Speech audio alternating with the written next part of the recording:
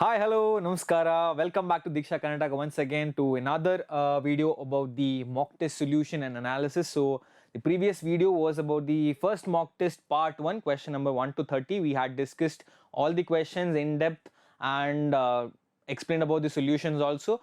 So, if at all you had any doubt in those questions or anything, please you go revisit that video once again and let us know in the comment section. And we are going to the next part of the mock test analysis. So we'll be releasing so many mock tests like this, in total 8 mock tests, and we'll be discussing it repeatedly, timely. And for accessing the question paper of all the mock tests, please join the WhatsApp channel of Diksha Karnataka, and you will have all the updates there regarding everything which we are doing for you. So kindly subscribe to our channel to access more and more content, to know about it. Please don't forget to click the bell icon so that you can get the notifications also timely. Alright, fine. So this is the part 2, starting from the 31st question on towards the last question, that is the 60th question. So let's see the 31st question. Yes, the first question is: a magnetic field of 2 into 10 to the power minus 2 Tesla acts at right angles to a coil of 100 centimeter square with 50 turns. The average EMF induced in the coil is 0.1 when it is removed from the field in t seconds. What is the value of t? So it's a very simple, straightforward formula, straightforward question. You have to use the EMF, induced EMF formula, which is given as I'm sorry. Yeah. So the induced EMF formula is given as E is equal to negative d phi by dt. Okay. Of course, we have an n number of turns. Let me just make that explicit. Yes, minus n d phi by dt. Alright, so if you have to expand this, you will have minus n phi 2 minus phi 1 divided by dt is t, time taken is t, the period is t, and phi 2 is 0 because it is removed out of, so the final is 0. So minus n phi 2 is 0 minus BA, the initial flux. Okay.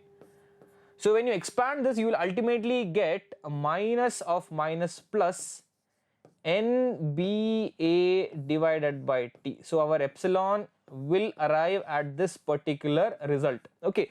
So the induced EMF is finally, for this particular condition, is NBA by T. Now substitute all the values and you have to ultimately find T. So that's very simple problem. Ultimately you can get T is equal to NBA divided by epsilon. Substitute all the values. N value is 50. Am I right? Number of turns is 50. Absolutely correct. Magnetic field is 2 into 10 to the power minus 2. And area is 100 centimeter square, which is 10 to the power minus 2 meter square, and whole divided by 0.1. So you can calculate 100, 10 to the power minus 2 cancels, minus 2, so this is ultimately 0.1 seconds. Option B is the correct answer. So this again is a very easy question. You are asked to find the time taken for the EMF to be induced. You have to use exactly the same formula as the induced EMF. You have to manipulate and you have to get a particular result, and a little bit of interchanging terms here and there, ultimately you will get the answer. It's a very simple, very easy question, straightforward question. Please don't miss such kind of question. These are easy questions and you can pocket 1 mark very simply. Okay, fine. Let us look at the next question. Okay, this again is a very simple question. If you know, if you are clear with the concept, you can directly mark the option without any doubt. 2 circular coils can be arranged in any of the 3 situations shown in the figure. The mutual inductance will be maximum. Okay, where is it maximum? That is the question. Is it A, B and C? Now first of all, when you have mutual inductance between 2 coils, very primary condition for induction is coaxial. Both of them must be coaxial. So in which of these 3 setups are they coaxial? Okay, coaxial. So coaxial means both of them sharing the same axis. So if you see the first option, you see, yes, both of them share the same axis. Let me use a more brighter color so that you can see it with must distinguish. Yes. So in the first setup itself they are coaxial. No, it is not in the second one, because this is the axis of this coil, this is the axis of this coil, they are not coaxial. And the same applies for the third setup also. Therefore the answer is pretty straightforward. maximum induced when they are coaxial, and they are coaxial in the situation A. So maximum EMF induced in situation A. Okay, very straightforward question, very simple to crack. If you understand the concept, if you have understood the concept, this is a very simple question to handle. Okay. Yes. So once again, let me remind you about the Abhyas KCET crash course that has been offered by Diksha. So this is a 28 days program, and if you are that kind of person, you want the last moment push to crack CET with the best course, attaining best ranks in the state and getting into the best colleges, so please do consider this seriously. So we are here to help you out at the last moment to give you final examination oriented preparation. So please do visit our WhatsApp channel, join it, and for further updates and details. Alright, fine. So let us look at the next question. Yes, in an AC circuit with voltage V and current I, the power dissipated is. Now this is a very simple question. If you know the formula, if you know the concept, once again you can go directly. Now what most of the people make a mistake is like, oh, it is 1 by root 2 Vi, 1 by 2 Vi, a lot of consuming terms of the state equation expressions. But what is the power dissipated by an AC circuit? It's very simply power formula, average power formula dissipated is V into I, of course RMS, I am talking about RMS, into cos phi. So one major component that we often take for granted or we miss out is this phase angle. So in an AC circuit with voltage V and current I, the power dissipated always depends upon the phase between V and I. Yes, this is the correct answer, option D. Alright, so always be mindful of the phase. So without phase we cannot actually find the power. Alright, yes, so this is the average power dissipated in an AC circuit, that is dependent on the phase. Don't jump into any answer, okay, don't be in a haste, think and you can answer very easily, right? Okay, a 100 microfarad capacitor in series with 40 ohms resistance is connected to 100 volt 60 hertz supply. Alright, what is the maximum current in the circuit? Now this is slightly lengthy problem, let me give you a heads up. Okay, so first of all, what is the question mentioning? You have an RC circuit. What is an RC circuit? It is a circuit, AC circuit with a resistor and a capacitor. Okay, now they have given you detail about the input voltage, and whenever you are given such a static value, okay, AC voltage which is a single number, that is the RMS value. Okay, so have no doubt, if they have given the AC voltage, AC supply has a voltage of 100 volt 240 particular number, that is the RMS value. So the VRMS over here actually is 100 volt, resistance is 40 and capacitance is 100 microfarad. Now what are they asking? What is the maximum current in the circuit? Okay, so first of all, in AC circuit, be mindful what are they asking, whether are they asking maximum or RMS. Now it's very clear they are asking maximum current. So maximum current, as you all know, I naught or I max, whatever you want to refer it at, it is given as maximum voltage divided by impedance. Simple Ohm's law. Okay, so it's just an extension of Ohm's law. So instead of resistance we are using impedance. Okay, impedance of RC circuit, there is no inductor here. So first we have to find V naught and then we have to find Z. So that will get us I naught. So how do you find V naught? So there are a lot of heavy calculations here, so you can do the calculation. I'll just give you the brief, kind of guide you through it. So V naught, how do you find V naught? It is root 2 times VRMS. So VRMS is given to us, it is 100. So root 2 is approximately 1.414 into 100. So we will have approximately V naught as 141.4 voltage. Okay, approximately. You can also recheck. If at all you have any contradiction regarding the calculation, please let me know in the comment section. Alright, fine. Now we have to find the Z value. Now that is once again slightly tedious to calculate the impedance value, because here the Z value is given as root over R square plus XC square. XC is the capacitive reactance. Okay, so the opposition to the current offered by the capacitor. So now you have to elaborate this. So this is 40 square plus xc is given by 1 by omega c. Omega is 60 into 2 pi into frequency, that is omega, into c. C value is 100. Okay, so let me just, so that nobody is kind of having any sort of confusion, 1 by omega c, omega is being substituted into c value is 100 picofarad, sorry, microfarad minus 6. Okay, so you can do the calculation yourself. Okay, you can do the calculation, and ultimately is approximately, this is coming up to root 2303.6, which is again approximately 48. These are all based on approximation, so you can check, and if at all you have any contradiction, let me repeat students, if at all you have any contradiction regarding any question, you have any doubt, please use the comment section. That's the best place where we can have a very productive interaction. Alright, fine. So Z value is 48, so ultimately your maximum current value is V0 by Z, so which is 141.6 approximately divided by 48 approximately. This again is approximately 3. Approximately, so there is a slight mismatch in the options. Okay, so you can choose the closest answer here. The closest answer closest to 3 is 3.24. The value closest to 3 is 3.24. Yes, they should have given 3 as the option, instead they have given 3.24. Maybe there is some issue with the calculation or the solution part. So don't worry, if you know the procedure, so nothing else is to be bothered about. So RC circuit, they are asking the maximum current, maximum voltage by impedance, obviously. So find the maximum voltage, first step, find the impedance, second step, and then the current. Yes, this question is slightly lengthy, so I would like to put it somewhere between medium and difficult because of the lengthiness. Okay, so I don't think most of you will have a problem with the concept because it is pretty straightforward. AC current is straightforward. Okay, AC current, alternating current is a new chapter relatively, but I really hope conceptually most of you will get it and you will be able to do it very pretty easily, just that some questions are lengthy. Okay, like this question, but if you are somewhere close to 3, you get the answer 3.4. Very good, that's absolutely great. Alright, let's look at the next question. An alternating current in a circuit is given by I is equal to 20 sine 100 pi plus 0.05 pi amperes.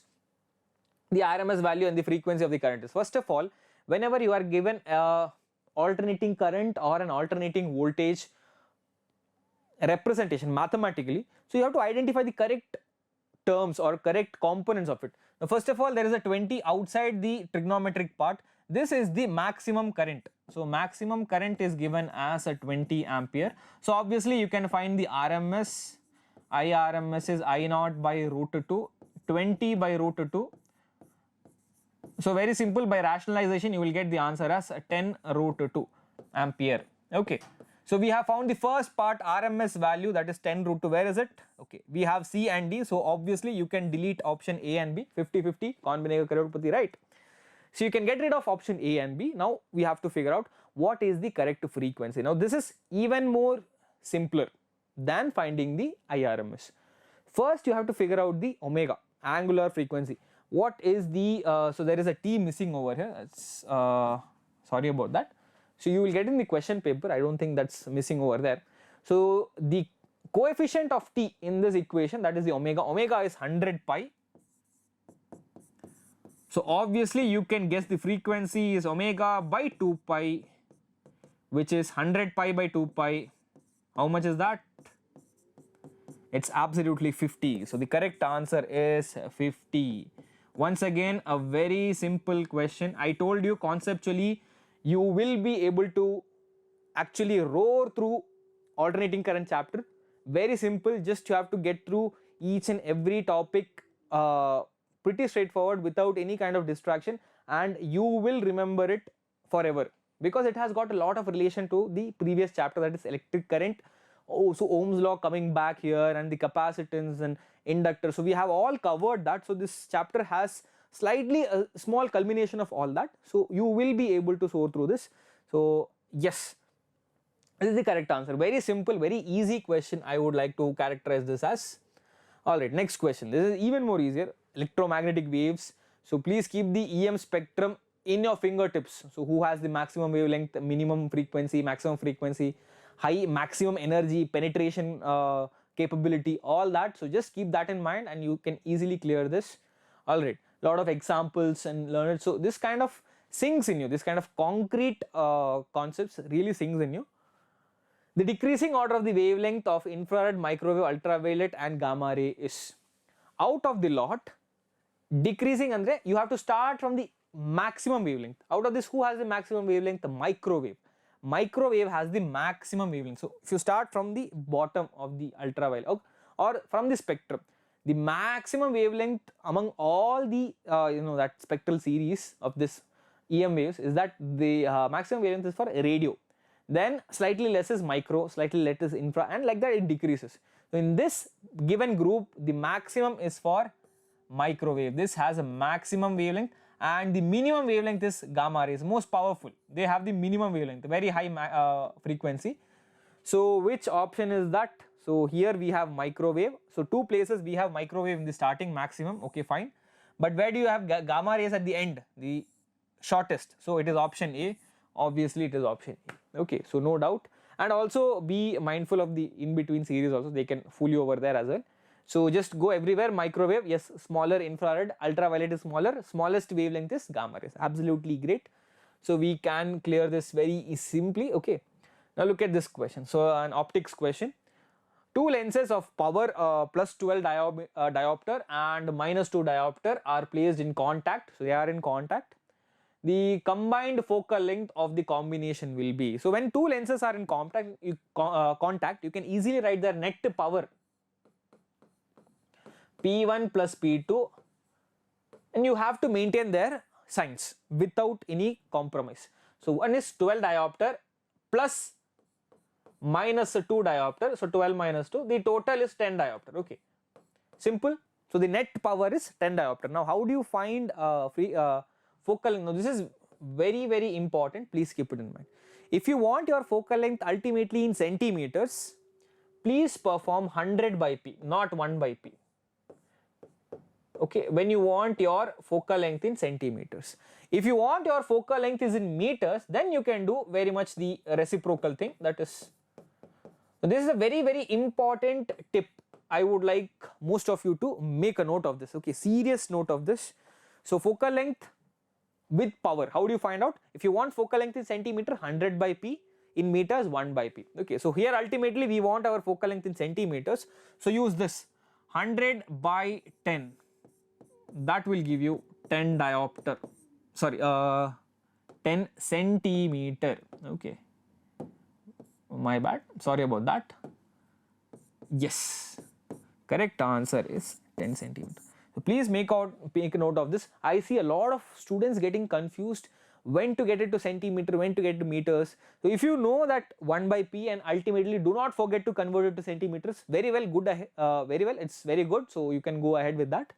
But if you want to directly get the answer centimeter, meter, if you are sure enough, go for this kind of a technique. This tip will help you a lot in converting power to focal length. The same you can use to find the focal length. Whenever if focal length is given in centimeter, you want to power, you can use this. Vice versa you can use. So you are given focal length, you have to find power, you can use the same technique, okay, just interchange. Bring the power here, bring the focal length down, alright, fine. So this is also a very simple thing, just keep it in mind, all of this, right? Okay, now the next question is, white light is incident on face AB of a glass prism, okay. So here the white light is incident and the path of the green light component is shown. So green component is going like this parallel to the base. If the green light is just totally internally reflected at the face AC, the light emerging from the face AC will contain. Now there are several things in this question that you have to understand. This is not an easy question, okay. This is somewhere between medium and difficult because there are multiple things you have to keep in mind. There is high chances that a student can go wrong here just by getting confused. You might think, oh, I can answer this, and some people might think, no, this is out of my league. But seriously, let me explain it, let me help you out here. First of all, let's enlist the clues. First clue is that green light is totally internally reflected. So green light is undergoing TIR. Okay, total internal reflection. Green light is undergoing total internal reflection. So every color has its own characteristic behavior with a particular material, that is characterized as refractive index. Every color has a refractive index. I hope you all know that, right? So that is our refractive index is inversely proportional to velocity. Our velocity is directly proportional to frequency. So the color, okay, or wavelength of light, sorry, not frequency, wavelength. So each color will have its own particular behavior with dispersive power and all that. So we needn't go into depth, just understand every color in the white light behaves in a different way because their refractive index is different. Along with their wavelength, the refractive index changes. Now come to this question. The question is, if the green light is getting totally internally reflected, suppose let me use green for that matter. Okay, suppose green light, it is getting total internal reflection. Okay, so what will happen to the other colors? Okay, so they have given certain colors which will emerge out. Which are those colors which will come out? Which are those colors which will not undergo total internal reflection? Let me repeat. Which are those colors which will not undergo total internal reflection? Now total internal reflection will happen only if the critical angle is kind of smaller than the angle of incidence. Okay, critical angle is smaller than angle of incidence. If the critical angle is larger, it will not undergo total internal reflection, right? Fine. So the point is to relate critical angle and the wavelength. So look at here. So the critical angle sin C, it is inversely proportional to frequency, correct? Inversely proportional to frequency, or I can simply use, for a general assumption, let's use critical angle as it is. Critical angle is inversely proportional to refractive index. Refractive index is inversely proportional to velocity. So this I can write it as, instead of mu, let me write it as n, because most of you would be used to n. I don't know, let me know in the comment section how many of you uses mu for refractive index, how many of you uses n. I mostly use n, but we will use mu some or the other time, don't worry. Okay, yes, fine. So it's already inversely proportional, and now here it's 1 by n, so we take the reciprocal. Yes, critical angle is directly proportional to velocity, which implies it is directly proportional to wavelength as well. That means that as the wavelength increases, okay, as we move from violet to red, critical angle increases. So here green is getting just a total internal reflected. Now everything before green, that is violet, indigo, blue, all of this will also undergo total internal reflection because their critical angle is lesser than green, correct? So it is critical angle directly proportional to wavelength. All violet, indigo, blue has lesser wavelength, they have lesser critical angle, definitely internal reflection. But what about those colors after green? Yellow, orange, red, they have higher wavelength, higher critical angle, so therefore those three colors will not get total internal reflected. Therefore yellow, orange, red will pass through AC, all of them will come out. Yellow, orange, red will come out from the other side. Alright, yes, this is a tricky question. There are multiple things you have to keep in mind. First of all, you have to relate critical angle, refractive index and wavelength. So how is critical angle related to wavelength? Okay, so for different colors there are different critical angles. From violet to red, critical angle increases. Okay, so violet is more susceptible for total internal reflection than red. Red will not get total internal reflected very easily because it has large wavelength, large critical angle. Okay, so the angle of incidence must also be that big. So green is getting just total internal reflected. So any light more having wavelength more than green will be not undergoing total internal reflection, it will just come out of the other side. Okay, so yes, I am stuttering when I am taking total internal reflection a lot. So let's use TIR. Okay, from now onwards in our discussion. So TIR. Okay, so red, yellow, orange, red will not undergo TIR, it will just come out. Alright, it's a slightly tricky question, you have to work out all this, then you will get it. Okay, it's not a numerical, just a theory question, but yes, theory questions can be tricky. Alright, so please make a note of this question, it's a very important question. Alright, next let's see the next question. Okay, 2 centimeter tall object is placed 15 centimeters in front of the concave mirror of focal length at 10 centimeter. What is the size and nature of the image? Very simple mirror formula question. So it's a mirror formula based question. Mirror formula, all of you know, right? 1 by f is equal to 1 by v plus 1 by u. So substitute them. Concave mirror, we have a concave mirror. Focal length is of course taken as negative, minus 10, 1 by v plus, and object distance also generally taken as negative, minus 15. So when you solve this, ultimately you will get v is equal to minus 30 centimeter. Okay, so you can do the calculation yourself, and if at all you find any contradiction, please do let me know. And final distance is this. So according to the magnification formula, minus v by u is equal to h dash by h, where h dash is the image height and h is the object height. So ultimately you have h dash is equal to minus v into h divided by u. So substitute everything, all the values you know, that is minus of minus 30 divided by minus 15 into h value is 2. So object is kept erect, so you can just maintain it as it is. Okay, so you have negative goes, 2 goes, so you have ultimately 1 minus remains, 2 into 2 minus 4 centimeter is the correct answer. Since it's negative, it's not a virtual object, it's an inverted object. So it's a real and inverted object. So image, that is 4 centimeters real. So 4 is correct, but since the magnification is negative, it implies that it's a real image. Okay, it's not a virtual image. Virtual images are mostly erect in a single mirror systems. So you will get kind of virtual image only when the magnification is positive. So when the magnification is negative, it implies it's a real image. Okay, it's a very simple question, very simple question. Directly you can get the answer. Right, let's look at the next question. Yes, a vessel of depth 2d is half filled with liquid of refractive index mu1 and upper half is filled with. So this is the scenario. Okay, so you have a total depth say 2d. Okay, total depth is 2d, and exactly at the half, so this is d, this is d. Okay, so one you have filled with refractive index mu1, mu2. Now the refractive index is given as mu in the question itself, so let's represent it using mu1 and mu2. Now whenever you have two different liquids, okay, the apparent depth is given as, when you have two different liquids, two different refractive index, apparent depth is given as d1 by mu1 plus d2 by mu2. Okay, apparent depth, let me just represent it using x.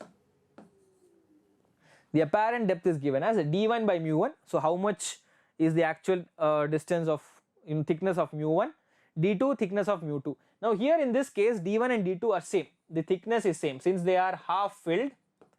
So you can take d as common and the answer will be 1 by mu1 plus 1 by mu2. This is very well the option B. So option B is the correct answer. Okay, that is d is equal to 1 by mu1 plus 1 by mu2. Very simple question once again. Yes, you need to know the apparent depth formula when you have multiple liquids of different, multiple materials of different refractive indices. So it depends on their thickness divided by their respective refractive indices. Alright, so that is the apparent depth. Fine, very simple question. I think most of you wouldn't have any doubt. This is again a very easy question. Ratio of intensities of two waves are given by 4:1. The ratio of their amplitude is very simple here. Intensity is actually proportional to amplitude square. Now if ratio of 2 is given as 4:1, then the amplitude will be the root of it, I1 by I2.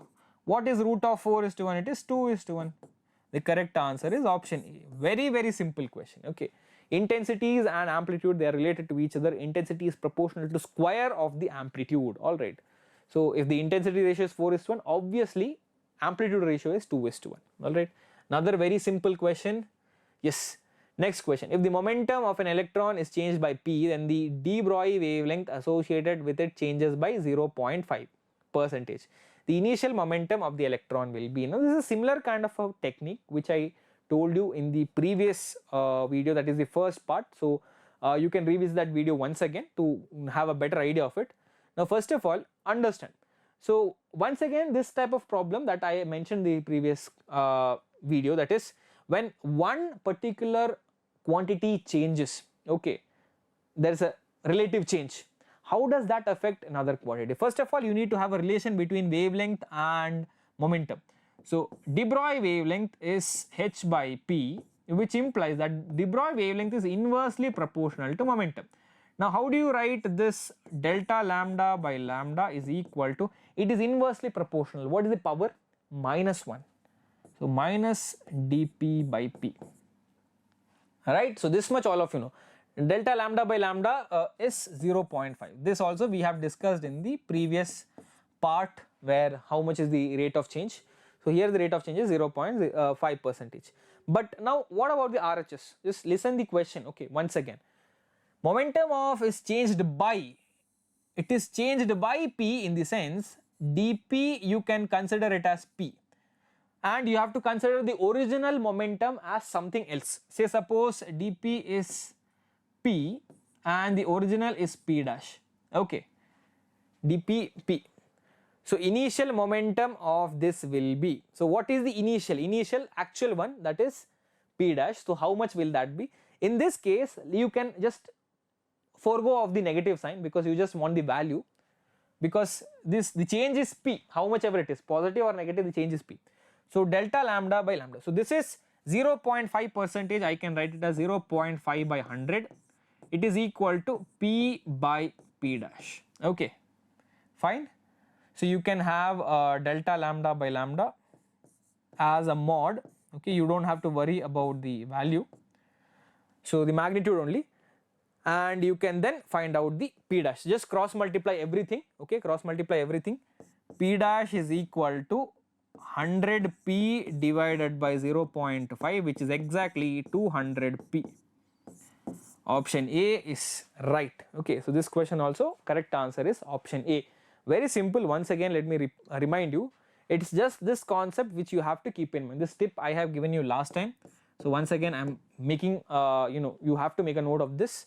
So when you have a relation between two different quantities, you can just extrapolate them to their rate of change, okay.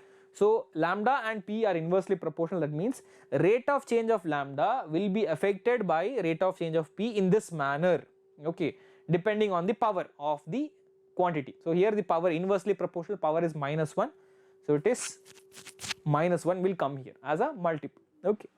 So and then you just have to substitute all the other values and you will get the answer as 200p. Alright, so if at all you have facing any difficulty through any questions, I'm just reminding you, please let me know in the comment section. Alright, let's look at the next question, shall we?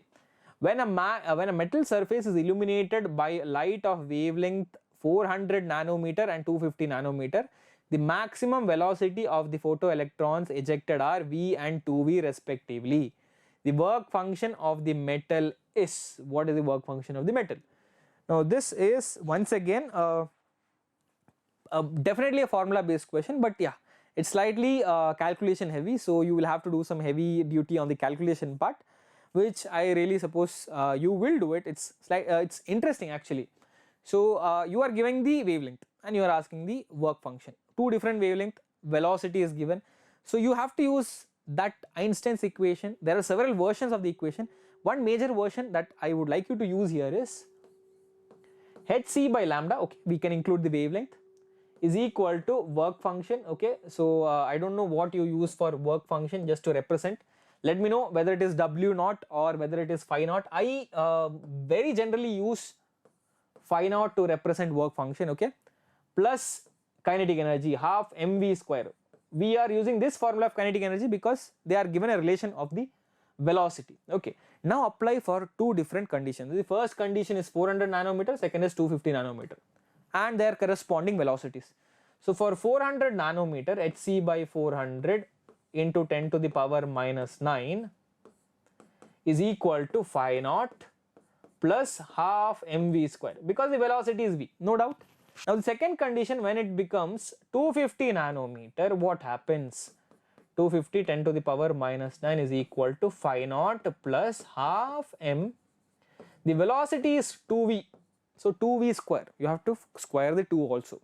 Velocity is 2v, so you can't write the 2 as it is, you have to square the 2 as well. Now you have two equations, this is the first equation, this is the second equation. You have to subtract both the equations, okay, subtract both the equations, equation 1 minus equation 2. When you subtract both of them, of course the common terms phi naught will get cancelled, okay, phi naught gets cancelled, and you have half m 4v square minus half mv square. This is half m 4v square minus half mv square, so 4 minus 1 it is 3. So you have 3 by 2 mv square is equal to, now this side, so you have hc as common, 1 by 250, okay, and you have 10 to the power minus 19, 9 also you can take common, minus 1 by 400, okay, fine. So bring the 3 down, I will tell you what happens here, bring the 3 down, half mv square is equal to hc divided by 3 into 10 to the power minus 9, 1 by 250 minus 1 by 400. Now this is where the calculation gets very heavy. So this is the half mv square value, pick up this value and substitute it here, okay, substitute it here, that is half mv square. So this is hc by 3 into 10 to the power minus 9, 1 by 250, 1 by 400, substitute it here and you have to solve it. So it is slightly heavy. So when you solve all of this, you just merge all the common terms and all the 10 to the power minus 9 and all get cancelled, and ultimately you will get your answer, that is work function phi naught is equal to, you have to find phi naught, right? So categorize everything, isolate phi naught, and phi naught will be 2 hc into 10 to the power 6 joules. Option A once again is the correct answer. So you can try this, you can definitely just try substituting this and solve it yourself, and please let me know if there are any contradictions, if there are any points that you are feeling that it's going haywire and it's not matching, it's not syncing up, please let me know in the comment section, okay, fine. So the correct answer is supposed to come is 2 hc into 10 to the power 6, alright. Now this, yes, it's not an easy question, mainly because of the length. Yes, conceptually it's very straightforward.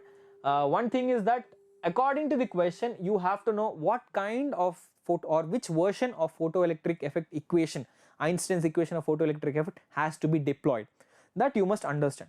So in the question wavelength is given, velocity is given, and you are asking phi naught. So most apt version is hc by lambda phi naught plus half mv square. They are all interconnected, sometimes frequency can be given, sometimes stopping potential is given, so you need to know where all of this equation comes. So that for that particular matter, this type of question is very, very important, please make a note of it. Yes, you can get lengthy questions, alright, fine. Let us look at the next question. Two sources of light are said to be coherent when they give light waves of same, very simple. Coherent lights are those lights which have same wavelength, monochromatic, and they have constant phase difference. Option B is undoubtedly the correct answer. There is, if you are conceptually clear, you can directly answer this, very, very simple question, okay. Next question, 165th question. As the quantum number increases, the difference in the energy between the consecutive energy levels. Once again, very simple. So we have drawn this diagram a lot of times, right? So as you go above the levels, energy levels 1, 2, 3, 4, 5, what do you see? What do you see about the gap, energy gap? It keeps decreasing. The correct answer is option C. The difference of energy between consecutive energy level decreases as you go above the principal quantum number. As the principal quantum number n value, number of the shell or the energy level keeps increasing, the gap between individual energy levels decreases. Alright, fine. So it's a very simple question. Let's move on to the next question, shall we? So the next question is, according to the Bohr theory of hydrogen atom, the speed of the electron, its energy and the radius of its orbit varies with the principal quantum number n as. So here, yes, obviously you have to know all the relation of radius, velocity and energy. Okay, so it is very well given in the textbook and you have to know exactly to the point how they are related to each other. So here let me just tell you, because it's a very simple question, it's just formula based, memory based question, you have to know what is the relation. So first, speed. The velocity at each level is actually related to inversely proportional to the whichever level they are in, principal quantum number, and the radius or the second one, speed and energy. Yes, energy of the nth level is actually proportional to, inversely proportional to the square of the quantum number, and Rn, radius, is directly proportional to square of n. So we are asking speed, energy and the radius in that particular order, so they are dependent in the order like this: 1 by n, 1 by n square and n square. So the correct answer is this. This is a very important relation, please keep it in mind. If you're focusing, when you're focusing on the Bohr's model, all these three relations are extremely important: speed, energy and radius. Alright, fine. So this is a very simple question, memory based question. Let's look at the next question, shall we? Okay, the next question is the electron in an hydrogen atom makes a transition n1 to n2, where n1 n2 are the principal quantum number of two states. Assume the Bohr model to be valid. When the Bohr's model is to be considered, the time period of the electron in the initial state is 8 times the final state. The possible values of n1 and n2 are, what is the value? Yes.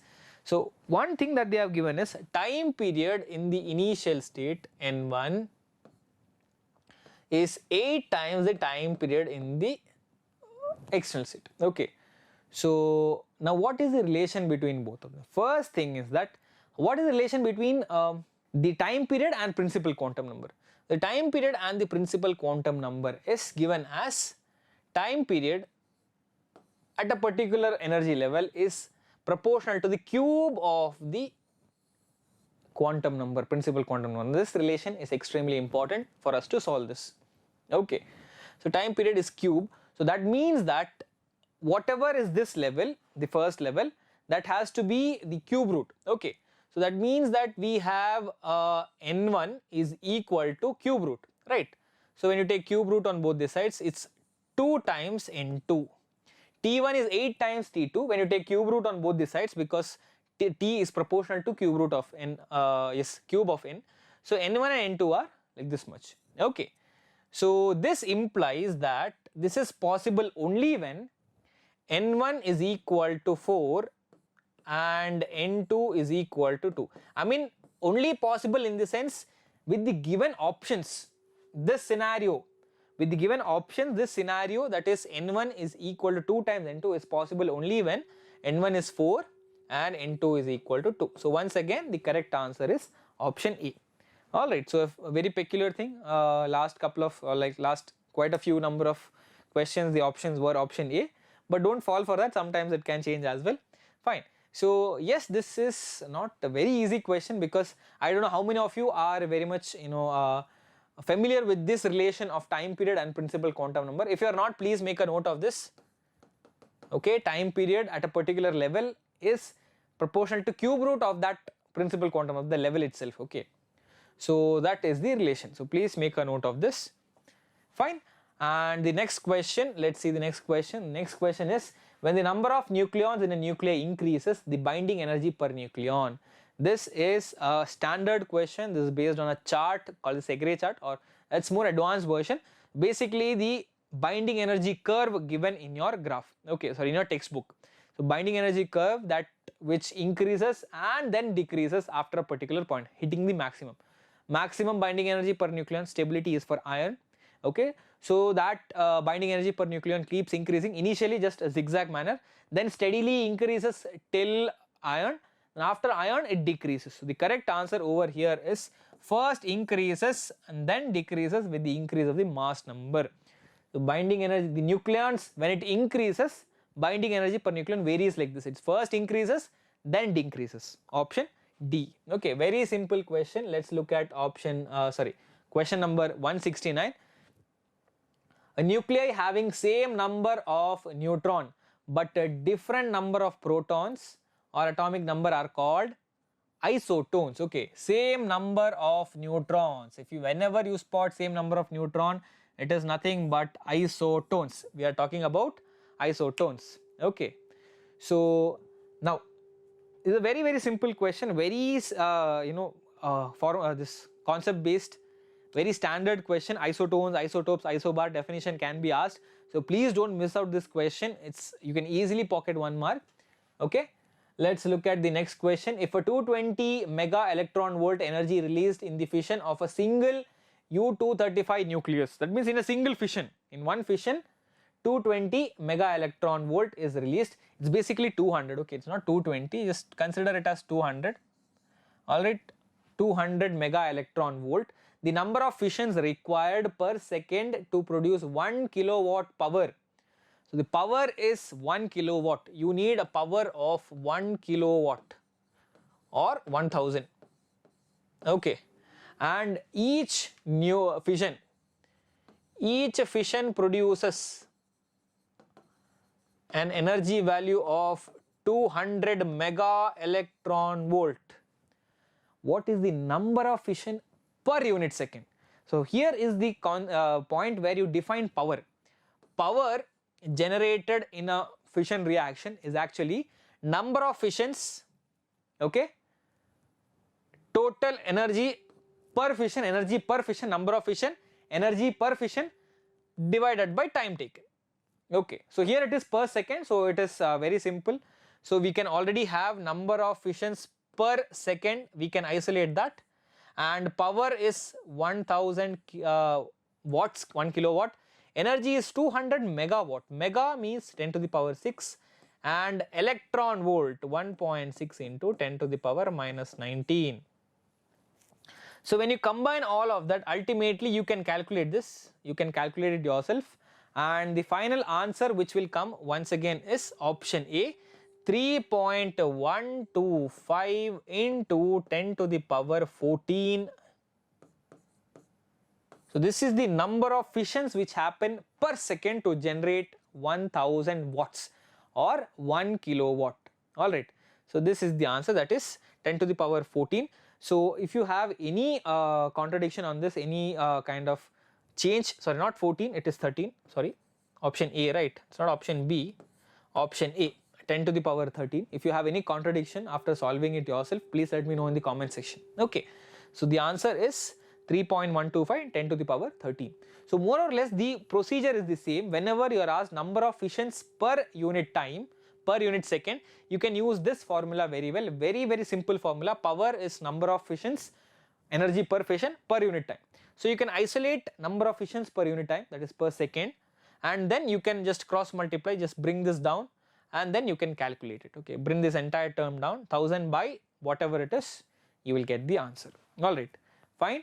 So this once again a very simple question, just the conceptual knowledge, if you have just idea of how to go about this, and you will get the answer. Alright, next question, let's see. Yes, once again very simple rectifier question. In a PN junction diodes, square output is given. So it has a positive 5, okay, this is a positive 5, this is a negative 5.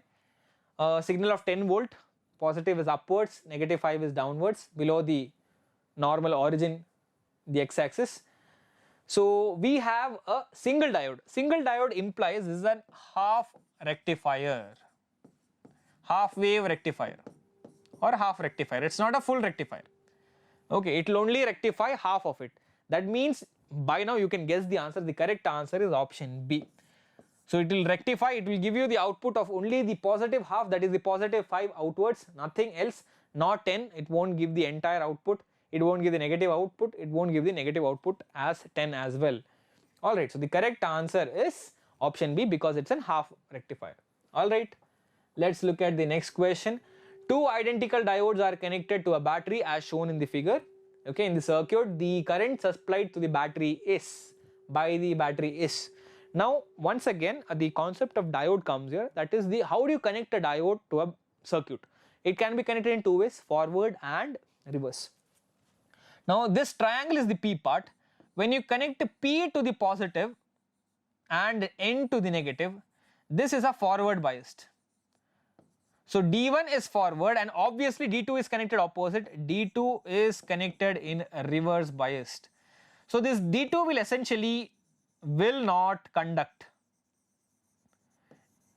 it won't allow passage of current. Even it does, it's a very small microampere, it needn't even be considered as far as the main current is concerned. So the only diode that will allow the current to pass is D1. So that means that this CD is not present, is essentially not present in the circuit. So you can very well omit that section.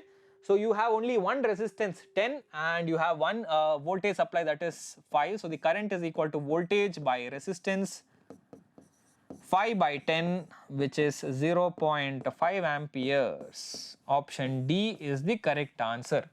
Alright. So this idea of which diode is connected in which bias, whether it is positive or negative, or sorry, forward or reverse bias, is very, very important. If you identify that, then you can directly arrive at what is the total current. Alright. Yes. So this again is a very simple problem. You just have to know how the diodes behave when it is connected in a particular way. Next question, a p-type semiconductor is positively, negatively uncharged at 0 but charged at higher temperatures. It's a very simple direct answer. The semiconductors p-type or n-type are generally wholesome when you see at a bulk state. Okay, in that perspective, it is an uncharged neutral material. The correct answer is C, uncharged. Don't be confused with the number of holes, number of electrons and all that. They are all very much segregated in a very neutral manner in the matter as it is. When you see the semiconductor as an object from a macroscopic perspective, it is uncharged, neutral. Alright, very simple. Most of you can get confused, but please don't. Just think straight. Alright. Yes. Now the next question.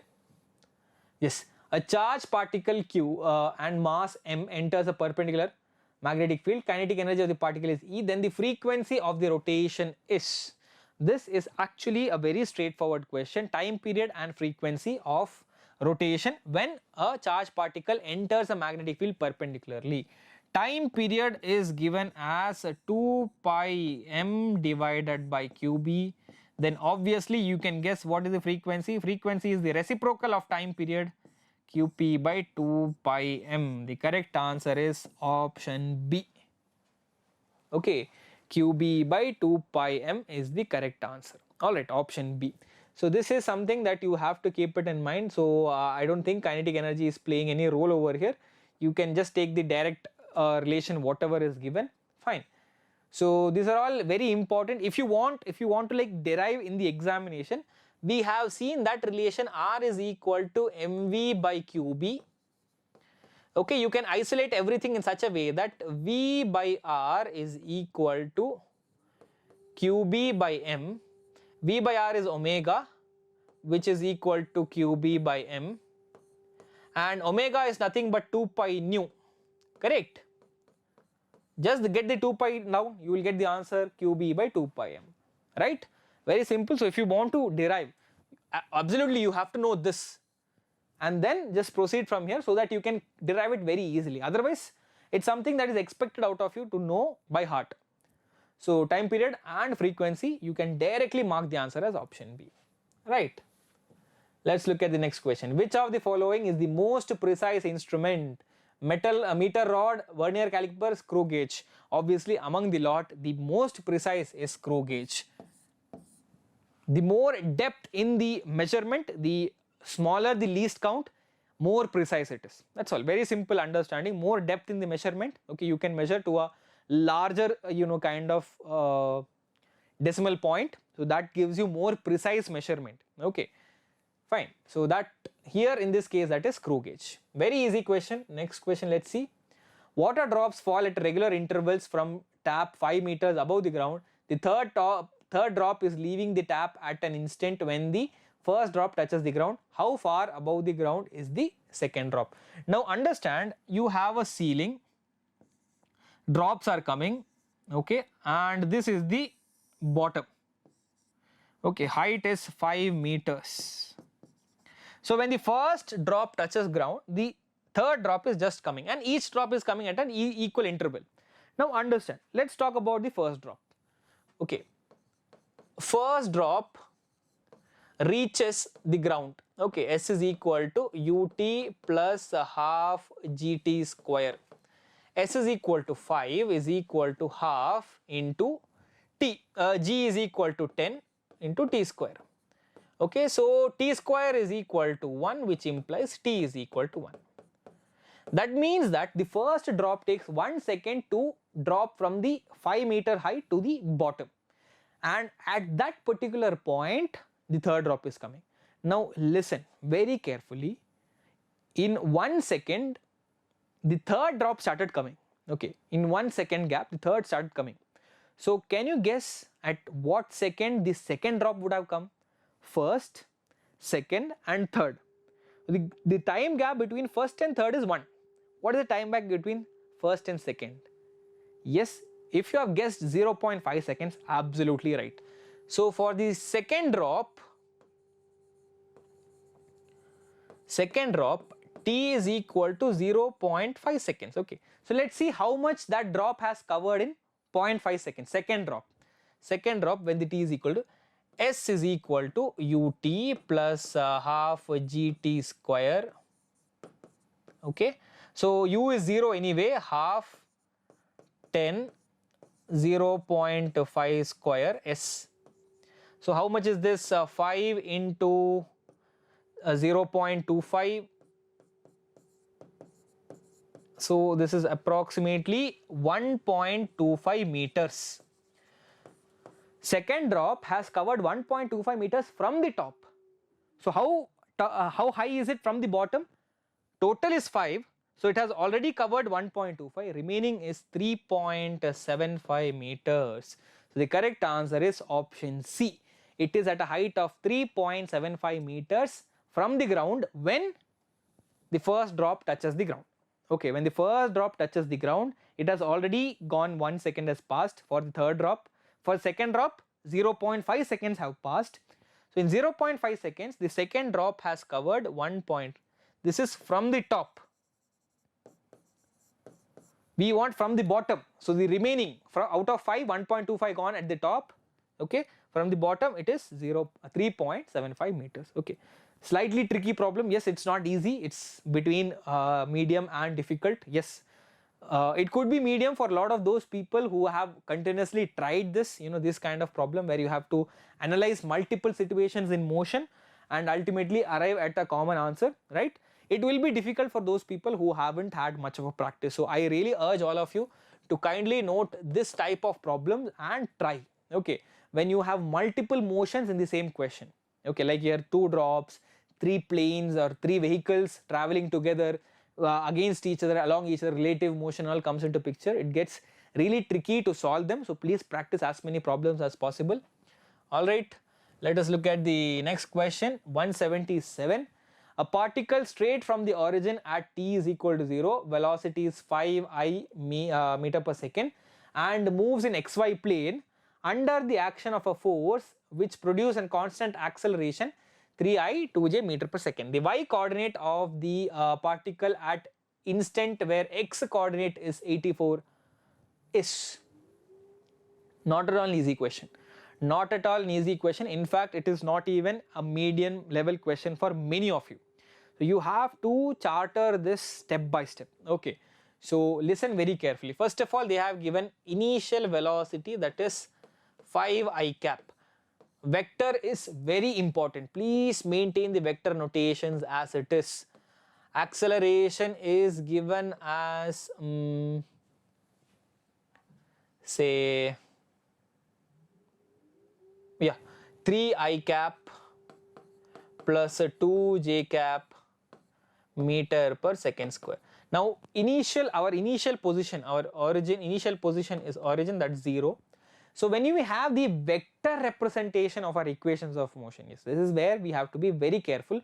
Vector representation of equations, r position is equal to r naught plus initial vector into time plus half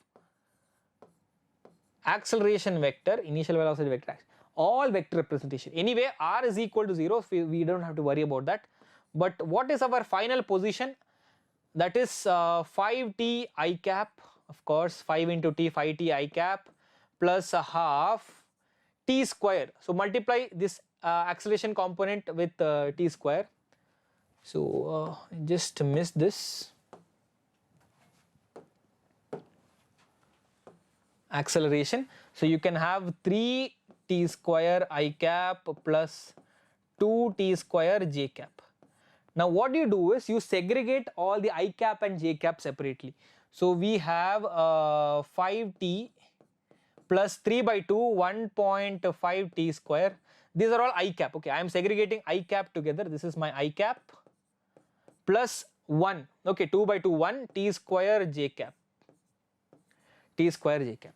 So now from here onwards it is pretty intuitive. So you have got your position vector, you have got your final position vector. Now in this I cap represents the x direction. So your x component is very well 5t plus 1.5 t square and your y component is t square. Okay. So what is your x component? X component is 84 given in the question, x component is 84. So you can put it here, implies 84 is equal to 5t plus 1.5 t square. Okay. So from here you get that when you solve this, 84 is this quadratic equation, 84 is equal to 5t plus 1.5 t square, t you will get it as 6 seconds. So you can solve it. It's yes, this entire question is not only tricky, it is lengthy as well. So this question will be definitely tagged as a difficult question. I won't even put it in the medium, it is a difficult question because even if you have a good practice, you need to be very careful with the calculation as well so as to get the correct answer. So t is 6 and y is ultimately 36 because t is equal to 6, y is equal to 36 meters. The correct answer is option C. So please mark this question as a very important question, my dear students, and most of you, if you had any problem understanding this, please I recommend you to just watch this same part once again, just repeat it, go back and repeat this part because you have to understand this from the beginning, from the vector notation and the vector notation of our equation of motion, and from there identifying the components x and y components, solving for t, ultimately getting the y component. All right, yes. So if anyone who have got even most of the part of it, really I appreciate all of you that you are having your practice a lot, you are in the right mindset and you are really eligible to do such kind of problems. Others, please raise your levels if you are finding it difficult. These kind of questions are very rare in CET, but they are possible. Okay, please do that. Let's look at the next question. A block weighs W is held against a vertical wall by applying a horizontal force F. The minimum value of F needed to hold the block is. Now this is a classical question. You have a block, it has a weight, okay, it has a weight downward. You are holding with a force F. There is a reaction force R or a normal force.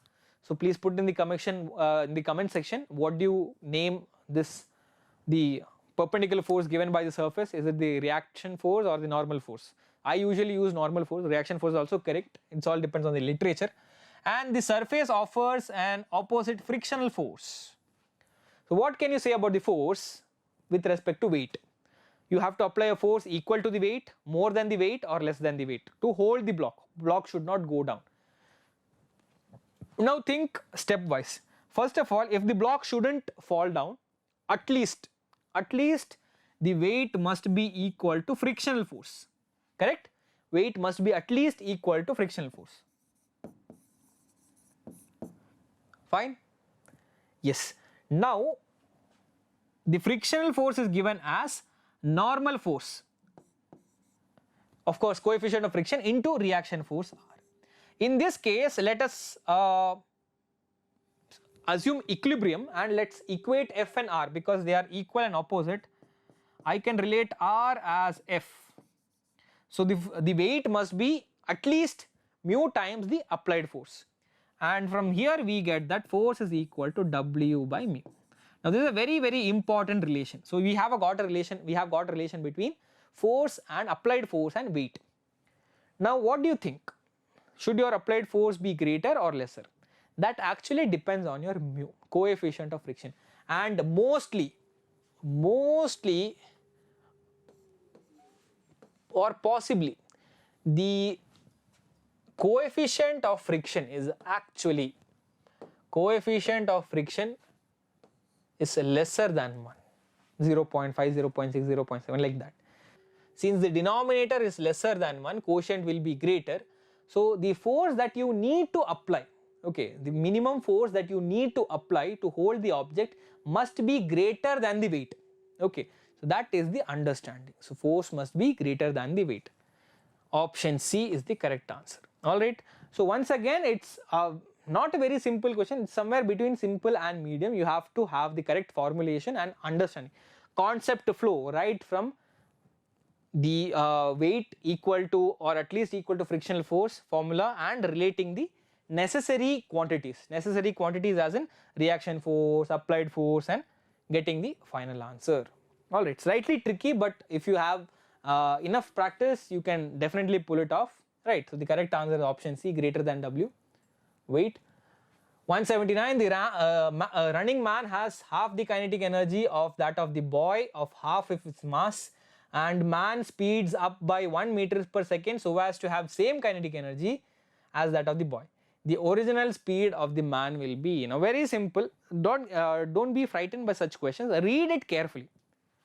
Running man half the kinetic energy of a boy, half of his mass. First of all, man has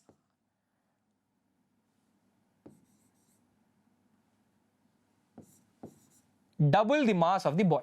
Okay, man, capital M, has the mass of the man, his mass is half. The boy has half of the man's mass, and the kinetic energy of man, okay, this is the kinetic energy of the man, it is half of the kinetic energy of the boy. Half of the kinetic energy of the boy. Now next, this is one relation, this is, okay, we have two relations now. Now the next one is, okay, boy of half of his mass, boy is having half of his mass. Next relation is the man speeds up by 1 meter per second, half m v plus 1 the whole square, so as to have the same kinetic energy of the boy. Now he has the same kinetic energy of the boy, not half. What is the speed of the man? Very simple. We have three equations. Divide these two equations first. When you divide these two equations, you will get lot of similar terms cancelled. V square plus V plus 1 square. Half m will cancel. There also half will cancel. 1/2 will remain. That's all. mv square will get cancelled. Only 1/2 will remain. So this V square by V plus 1 square is equal to half. So how do you solve this? 2V square is equal to V plus 1 square. Take square root on both the sides. Root to 2V is equal to V plus 1. Just rearrange. V is equal to root 2 minus 1. V is equal to 1 by root 2 minus 1. So the correct answer is option C. Once again, option C is the correct answer. Very simple question, actually very simple question. Most of you might get confused by the writing or the kind of the way question is presented, but read it carefully. Just translate them into equations, translate these writings, these sentences into equations, then just rearrange and kind of have a simple mathematical simplification. You will get the answer. Alright, fine, good. So if you have got this, very good, nice, you have thinking the right way. And the final question of our mock test, the 60th question, let's see. Three bricks each of length L and mass M are arranged from the wall. The distance of center of mass of the system, you have to find the distance of the center of mass of the system. Now for multiple objects, we have to take the center of mass of each object from the origin, okay, whatever we need from the wall. So we have to take each particular first block, the center of mass x1, second block, the center of mass is x2, and the third object center of mass is x3. Okay, now what is x1, x2, x3? x1 obviously all of you know, it is L by 2, okay, it is just half of this total length. Now x2 is equal to L plus L by 4, that is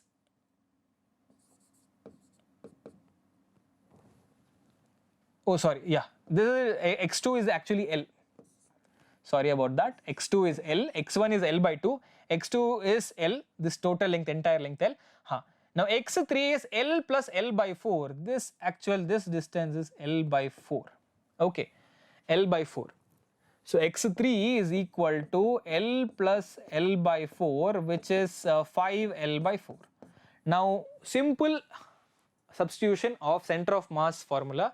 Center of mass formula is given as m1, mass of the first block, all of them have same mass, x1 L by 2 plus mass into x2 L plus mass into x3 5L by 4 divided by m1 plus m2 plus m3, that is 3m.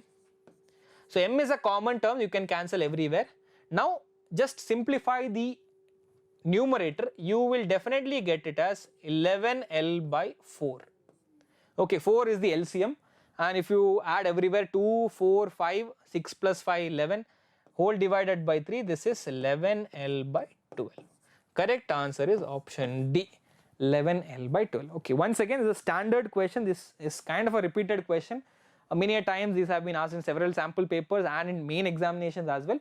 So please mark this as an important question. This kind of system of objects masses can come for the examination, right? And this is how you solve it. Ultimately you get the answer as 11L by 12. Fine. So each center of mass of each object and totally incorporate in the main center of mass formula and you will get it. Okay. So this is where we come to an end of our sample paper, first mock test paper discussion. So as you know, let me just remind you, the mock test paper is available in the WhatsApp channel. For further mock tests, the second, third, for the entire series, you can join our WhatsApp channel. I recommend that very strongly. Please do that as soon as possible. So this is for joining the Abhyas KCET WhatsApp channel for all the updates. Please do that, even regarding the Laksha crash course program as well. So please join our WhatsApp channel as soon as possible. So if you have liked our video, definitely press, please click at the like button. And there are a lot of students, aspirants who are working towards their dream goal of securing a very good rank in the KCET. So please share it with all those people who are in dire need of this content, and also for better notifications and knowing when and all the content, what content is released just for you people. Please don't forget to subscribe to our channel so that we can produce even more content and better content with your effective comments also. So please do that diligently, and I really hope all of you are doing well. I really wish all of you are doing well, preparing well for your examinations. We are always there to help you. So for this particular mock test, this is me signing off. Thank you and adios.